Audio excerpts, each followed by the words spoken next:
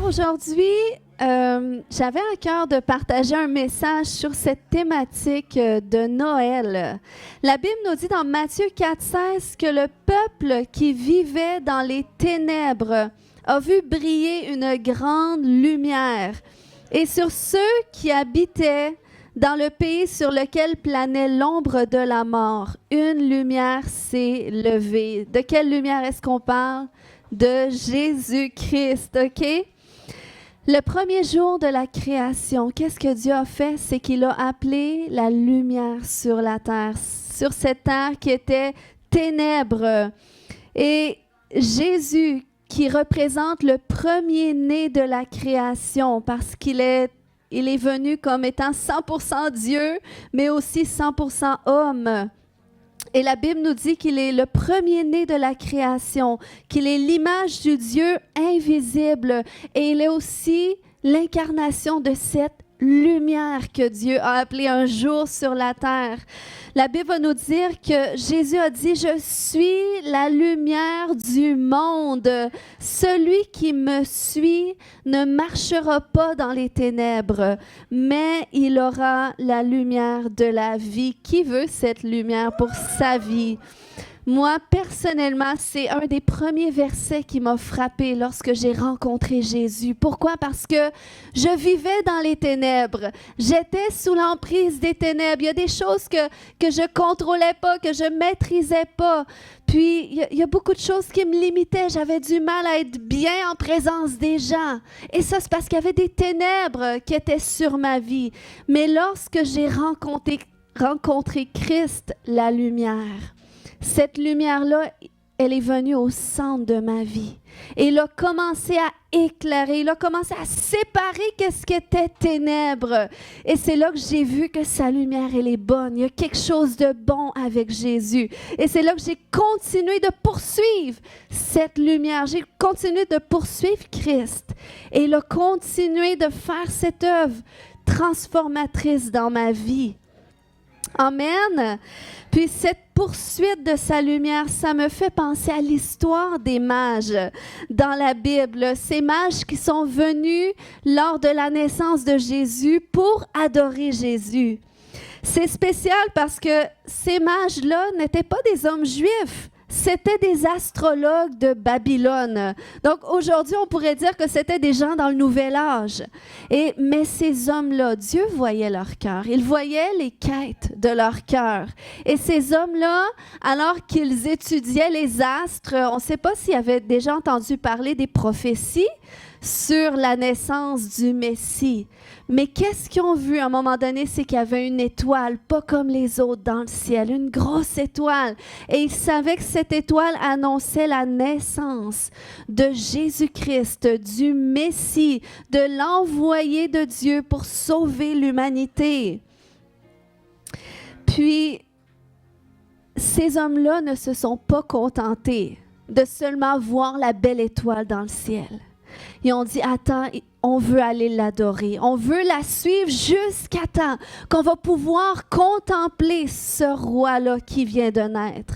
Et moi, aujourd'hui, je veux te mettre au défi parce qu'on peut être de ceux qui voient des choses, qui voient les choses de Dieu, peut-être qui entendent parler des histoires de Jésus. Et ça a de l'air beau, peut-être qu'il y en a qui témoignent des choses qu'ils vivent avec Jésus.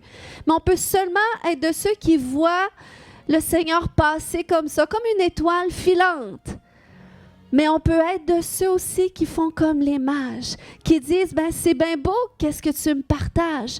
Mais attends, moi aussi je veux voir, moi aussi je veux l'expérimenter, moi aussi je veux aller jusqu'au bout pour voir qu'est-ce que ça peut m'apporter. Et c'est ça que le Seigneur, c'est un appel de Dieu. Il a dit, vous me chercherez et vous me trouverez si vous me cherchez de tout votre cœur. Donc, lorsque tu cherches Dieu, tu finis par le trouver. Amen. Puis, qu'est-ce qui est beau? C'est que tu n'as pas besoin d'attendre la fin de ta vie pour goûter à l'éternité. On peut y goûter partiellement pendant que nous sommes ici-bas en la personne de Jésus-Christ. Comme Siméon. Siméon, la Bible va nous dire dans le Nouveau Testament que c'était un homme qui était pieux. C'était un homme qui était croyant, puis même sur qui résidait l'Esprit Saint. Et Dieu lui avait promis, tu ne quitteras pas ce monde sans avoir vu le salut, sans avoir touché au salut. Et le Seigneur nous dit la même chose à nous aussi. C'est pour ça qu'il t'a appelé. Sinon, tu aurais pu être de ceux qui passent leur vie sans nécessairement entendre parler de Jésus parce qu'il y en a. Et Dieu sait à la fin où est-ce qu'ils vont aller. Ce n'est pas à nous de se poser la question. Mais si tu es ici dans ce lieu, c'est parce que Jésus a voulu que tu le touches, que tu le contemples pendant que tu es ici-bas, comme il avait promis à Siméon. Et regardez, lorsqu'il a vu le bébé, ça nous dit que, bon, Jésus est allé au temple avec ses parents le 8e jour pour sa consécration. Et ce même jour-là, il a été poussé par l'Esprit au temple, à l'Église, comme vous êtes ici aujourd'hui. Et regardez, dans Luc 2,28, Siméon le prit Jésus dans ses bras et louant Dieu en disant, « Maintenant, Seigneur, tu laisses ton serviteur s'en aller en paix. Tu as tenu ta promesse. Il tient ses promesses, car mes yeux ont vu le salut qui vient de toi et que tu as suscité en faveur de tous les peuples. Il est la lumière. » Dis avec moi, lumière. Pour éclairer les nations, il sera la gloire d'Israël, ton peuple. Donc le Seigneur, il y a des choses qu'il veut te faire voir, te faire toucher, te faire vivre pendant que tu es encore ici-bas. Et c'est à toi de prendre cette décision de dire, eh bien oui, Seigneur, s'il y a des choses que tu veux me montrer, s'il y a des choses que tu veux me faire vivre, alors je ne veux pas m'opposer à ça. Je ne veux pas endurcir mon cœur à ta voix. Amen. Je trouve ça beau. Il y a tellement de versets dans lesquels le roi David va dire à Dieu, « Seigneur, sauve mon âme, sauve-moi. Ce n'est pas les morts qui te louent, mais c'est ceux que tu as placés sur la terre qui sont appelés à élever tes louanges, puis à témoigner de tes merveilles. » Le Seigneur, depuis le début de la création, lorsqu'il a créé Adam, son désir, c'était que Adam puisse vivre sur la terre en tant qu'homme, tout en vivant en communion avec Dieu dans les cieux. Le Seigneur désirait depuis le début joindre le ciel et la terre ensemble, joindre l'humain et le divin. N'est-ce pas beau? Mais on sait que le péché est venu, le diable est venu tout gâcher avec le péché. Mais la beauté des choses, c'est que Jésus est venu tout restaurer. Peux-tu dire tout? Il est venu tout restaurer. Amen. Jésus, il est venu tout restaurer pour qu'on puisse vivre à nouveau sur la terre en communion avec le ciel. Et on l'a chanté au travers les chants ce matin. Puis Jésus est le pont. Il est le pont qui nous permet de nous rendre au ciel pour nous réconcilier avec Dieu qui nous a créés. Pour qu'il vienne au centre de notre vie et que sa divinité émane de notre vie. Parce qu'il dit que du moment que Christ, la lumière, vient au centre de ta vie, il dit que toi, à ton tour, tu deviens cette lumière du monde. Tu deviens la lumière du monde. Ça veut dire que Christ va passer par toi pour se révéler aux autres. Il va passer par toi pour se manifester dans la vie des autres. Donc, c'est pas rien, c'est pour ça qu'il a besoin de toi. Peux-tu dire à ton voisin, il a besoin de toi?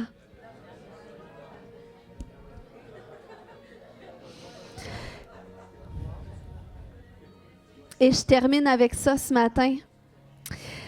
Lorsqu'il vient au centre de notre vie, Jésus, comme je disais tout à l'heure, il ne vient pas seulement comme une étoile qui apparaît dans le ciel puis qui disparaît après.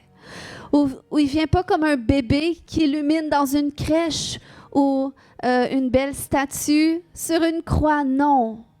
Jésus-Christ, la Bible va nous dire qu'il se manifeste comme Ésaïe 9:6 nous le dit. Ça parle de cet enfant qui est né, ce fils qui nous est donné pour notre salut. Mais ça dit qu'il sera appelé merveilleux conseiller, Dieu fort, Père à jamais, prince de la paix. Donc, c'est comme ça que Christ vient se manifester dans notre vie, lorsqu'on l'invite. Donc, on ne parle plus juste d'un petit bébé, c'est pour ça on fête la naissance de Jésus parce qu'on sait que c'est un jour glorieux. Mais c'est un jour glorieux pour qu'est-ce qu'il a fait, Jésus, au travers de son parcours. Il est venu pour nous sauver. Et il est venu pour agir continuellement dans notre vie parce qu'on a besoin de cette lumière continuelle. Ce n'est pas juste une fois qu'on est éclairé, mais c'est à tous les jours qu'on a besoin d'être ravivé par lui. Amen. Donc, il est ton merveilleux conseiller, ton Dieu fort. Il est puissant, Jésus. Il est fort. Il nous aide à combattre les tempêtes de la vie. Il nous aide à faire face. Comment des fois on aimerait ça disparaître en face de certaines tempêtes. Mais Jésus nous donne la force d'y faire face et de continuer d'avancer à contre-courant. Et il nous défend lorsqu'on vit des injustices, puis on en vit dans la vie, beaucoup. Mais Jésus vient nous défendre. Il vient nous justifier. Il vient manifester sa bonté à notre égard. Il vient pour nous guérir lorsqu'on souffre. Amen. Donc, c'est comme ça qu'il veut illuminer continuellement notre vie. Ce qui fait qu'on peut à notre tour illuminer la vie des autres. Et les gens ont besoin de cette lumière que vous portez. Ils ont besoin, à cause de cette souffrance qui nous environne. Lorsqu'on communique la lumière de Christ, ça vient comme un baume, ça vient raviver l'espérance dans la vie des gens. Amen. Donc, je veux t'inviter aujourd'hui à répondre à son appel. Sois pas seulement un spectateur de sa gloire qui émane des cieux, mais deviens participant en recevant son salut. Et à cet instant, j'aimerais donner l'opportunité, peut-être qu'il y en a qui n'ont jamais invité Jésus au centre de leur vie pour reconnaître que c'est vrai, t'es vraiment, Dieu t'a envoyé pour sauver l'humanité, pour me sauver moi aussi. Moi, longtemps, je pensais que j'étais mon Dieu. Mais je peux vous dire que je n'étais pas un Dieu qui a pu sauver de grand-chose. Non, non, non. Je pensais que j'étais mon Dieu, mais je n'avais pas beaucoup de puissance en face des choses où est-ce que j'étais impuissante. Parce qu'en tant qu'être humain, on est faible, on est vulnérable en tant qu'être humain. Donc, c'est pour ça qu'on a tous besoin d'un sauveur. Ce n'est pas juste pour les faibles. Amen. Fait que si ce matin, cet appel te parle, est-ce qu'on peut se lever debout tout le monde ensemble? On va prier quelques instants et après ça, on va pouvoir aller communier, célébrer tout le monde ensemble. Mais juste avant, je veux te donner cette opportunité de faire cette rencontre avec Jésus, avec la lumière du monde qui existe, qui est réelle. Est-ce qu'il y a des gens qui n'ont jamais donné leur vie à Jésus, qui n'ont jamais invité Jésus au centre de leur vie pour lui dire, écoute, prends ma vie. Je veux que tu te révèles à moi comme sauveur. Je veux vivre ton salut sur la terre. Je ne veux pas attendre d'aller de l'autre côté, mais je veux vivre le maximum que je peux vivre ici. Si ma vie peut être meilleure, pourquoi est-ce que je le refuserais? S'il y a des gens qui n'ont jamais fait cette prière, puis qui diraient, ben moi j'aimerais ça ce matin.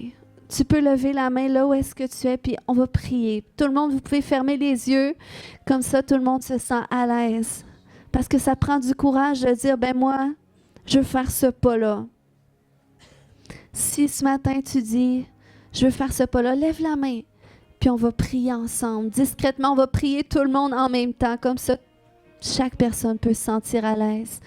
Mais ce matin, endurcis pas ton cœur à cet appel. Je te dis, c'est quelque chose qui change la vie. C'est un pas qui change la vie, qui exprime cette disposition de dire, écoute, je suis prêt à vivre autre chose qui peut m'apporter quelque chose de mieux.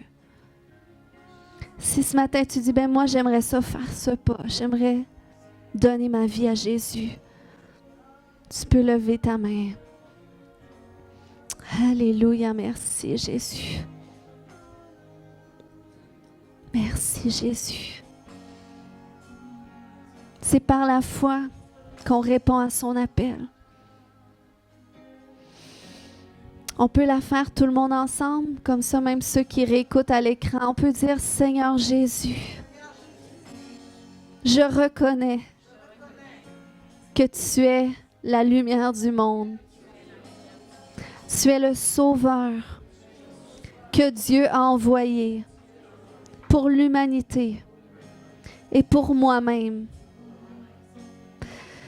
Je me reconnais comme pécheur. J'ai besoin d'un sauveur. Viens maintenant au centre de ma vie. Je veux te la donner. Je veux te la confier. Et je veux que tu me guides sur le chemin de l'éternité.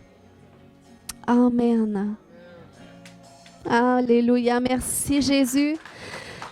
Je vais prier ce matin que cette lumière qu'il est brille au centre de votre vie. Comme jamais auparavant, qu'elle vous éclaire, qu'elle éclaire vos sentiers. Parce que cette lumière, elle est pleine de grâce et de vérité, comme la Bible nous dit. Et il y a une grâce spéciale que Dieu veut vous donner et qu'il veut communiquer au travers de vous aussi. Donc, Seigneur, ce matin, fais briller ta lumière dans chacun de tes enfants. Que ta lumière soit sur eux et qu'elle sépare tout ce qui est ténèbres, Seigneur Dieu. Qu'elle sépare tout ce qui cherche à les nuire, Seigneur Dieu. Tout ce qui cherche à amener la souffrance ou le désespoir, Seigneur Dieu. Que ça se sépare maintenant de tes enfants, Seigneur. Que ta lumière soit pleinement et que ta lumière brille dans leur vie, Seigneur Dieu. Et que ta lumière apporte, Seigneur, la joie, l'espérance dont ils ont besoin, Seigneur Dieu. Et que cette lumière fasse d'eux un témoin pour les autres. Alléluia. Si tu es ici aujourd'hui, c'est que quelqu'un a besoin de ton témoignage. C'est que quelqu'un a besoin d'entendre qu'est-ce que tu as entendu aujourd'hui. Alors, je déclare dans le nom de Jésus que le Saint-Esprit vient toucher ton cœur et va faire de toi un témoin efficace dans ces temps, dans le nom de Jésus. Alléluia, Seigneur, je te remercie. Merci Jésus pour l'œuvre que tu fais dans chaque personne. Alléluia. Oh Jésus. Les autres noms disparaissent. Oui Jésus, ton nom est au-dessus de tout. Ton nom règne Jésus. Ton nom est glorieux. Ton nom est majestueux. Ton nom est tout puissant. Alléluia, il va se manifester comme Dieu fort dans ta vie, comme merveilleux conseiller dans ta vie. Il va se manifester comme ton justicier. Alléluia. Kaya Shoto, merci Jésus. Alléluia. Alléluia, merci Jésus. Alléluia. Alléluia. Ce matin, je veux prier pour vous aussi. Alors qu'on entend les virus, l'influenza, tout ça, ce matin, je veux juste déclarer une protection spéciale sur chaque personne dans le nom de Jésus. Je déclare que même là où est-ce que ces virus essayaient de prendre place dans votre vie, je veux déclarer qu'ils sont déracinés dans le nom de Jésus. Et je libère la guérison qui vient du ciel sur vous, puis la protection aussi, dans le nom de Jésus. Et si tu es ici ce matin, tu souffres dans ton corps, on peut prier avec toi pour que tu sois guéri. Alléluia, je sentais dans la louange tout à l'heure que quelqu'un a de la douleur à sa cheville droite. Est-ce que quelqu'un a de la douleur à sa cheville droite?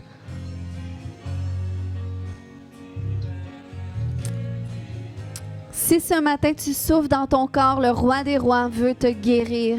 Il ne veut pas te laisser repartir malade. Il veut améliorer ta condition. Tu peux venir devant. Alléluia. Merci Jésus. Merci Jésus. Tu guéris ce matin. Tu touches tes enfants ce matin.